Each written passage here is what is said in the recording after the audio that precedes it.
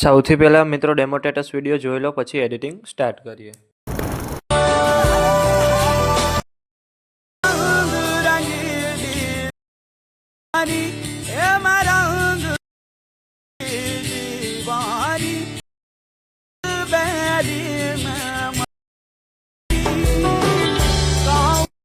તમે જે પ્રકારનો ડેમો સ્ટેટસ વિડીયો જોયો તે જ પ્રકારનો વિડીયો બનાવતા શીખવાનો છું, તો વિડીયોને પૂરેપૂરો જોજો. અને મિત્રો, બધું મટીરિયલ ટેલિગ્રામમાં મળી જશે. અને મટીરિયલ ડાઉનલોડ કરવામાં પ્રોબ્લેમ આવે તો ડિસ્ક્રિપ્શનમાં મારી ઇન્સ્ટાગ્રામની લિંક આપેલી છે, ત્યાં જઈને મને મેસેજ કરજો. અને ચેનલ પર પહેલી વાર આવ્યા હોય તો સબસ્ક્રાઈબ કરી દેજો. તો ચાલો મિત્રો, વધુ ટાઈમ બગાડ્યા વગર એડિટિંગ સ્ટાર્ટ કરી દઈએ. સૌથી પહેલાં મિત્રો, તમારે બીટમાર્ક અને ફોટો એડિટિંગ બંને પ્રોજેક્ટ ડાઉનલોડ કરી લેવાના છે. અને જો તમને ડાઉનલોડ કરતાં ન આવડતું હોય તો ડિસ્ક્રિપ્શનની અંદર લિંક આપેલી છે, ત્યાંથી તમે વિડીયો જોઈ લેજો. પછી તમારે બીટમાર્ક પ્રોજેક્ટને ઓપન કરવાનું છે. ઓપન કરશો એટલે તમને આ રીતે કંઈક પ્રોજેક્ટ જોવા મળી રહે. પછી સ્ટાર્ટિંગમાં મહાશિવરાત્રિ લખેલું છે, એમાં તમારે ફોન્ટ ચેન્જ કરવાનું છે. ચેન્જ કરવા માટે તમારે ટેક્સ્ટ પર ક્લિક કરવાનું છે.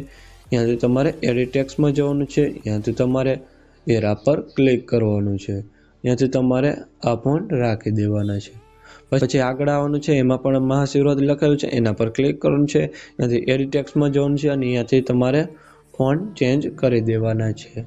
પછી હર હર મહાદેવ લખેલું એના પર ક્લિક કરવાનું છે. ત્યાંથી એડિટ ટેક્સ્ટમાં જવાનું છે અને ત્યાંથી પણ તમારે ફોન્ટ ચેન્જ કરી દેવાનો છે. પછી બહાર નીકળી જવાનું છે અને સીધું આવી જવાનું છે ફોટો એડિટિંગ પ્રોજેક્ટની અંદર. તમે ફોટો એડિટિંગ પ્રોજેક્ટ ઓપન કરશો એટલે તેમાં ફોટો એડ કરેલા જ છે, એમાં તમારે કશું જ કરવાનું નથી. પછી તમારે લેયર પર ક્લિક કરવાનું છે. ત્યાંથી તમારે સિલેક્ટ ઓલ લેયર. પાછું તમારે લેયર પર ક્લિક કરવાનું છે. ત્યાંથી તમારે કોપી લેયર. પછી બહાર નીકળી જવાનું છે અને સીધું આવી જવાનું છે બીટમાર્ક પ્રોજેક્ટની અંદર. પછી પહેલા બીટમાર્કે આવવાનું છે. પહેલા બીટમાર્ક આવવા માટે તમારે એરા પર ક્લિક કરવાનું છે એટલે સીધા આવી જશો પહેલા બીટમાર્કે 2.12. ત્યાંથી લેયર પર ક્લિક કરવાનું છે અને ત્યાંથી તમારે પેસ્ટ લેયર કરી દેવાનું છે.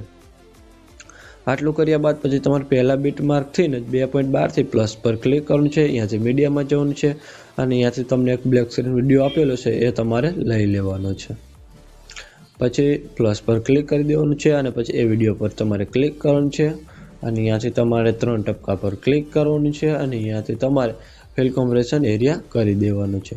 પછી બ્લેન્ડિંગ ઓપ્સિટી પર ક્લિક કરવાનું છે અને ત્યાંથી તમારે લાઇટિંગ પર ક્લિક કરવાનું છે. ત્યાંથી તમારે સ્ક્રીન કરી દેવાનું છે. પછી તમારે વિડીયોના એન્ડમાં આવી જવાનું છે અને જે વધારાનો ભાગ છે તેને તમારે કટ કરી દેવાનો છે.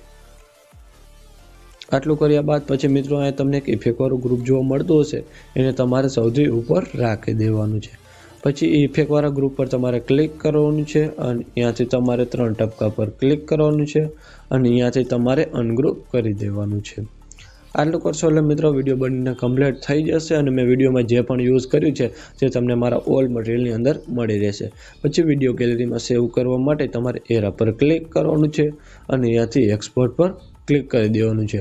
અને મિત્રો, વિડીયો ગમે તો લાઇક કરી દેજો અને ચેનલ પર પહેલી વાર હોય તો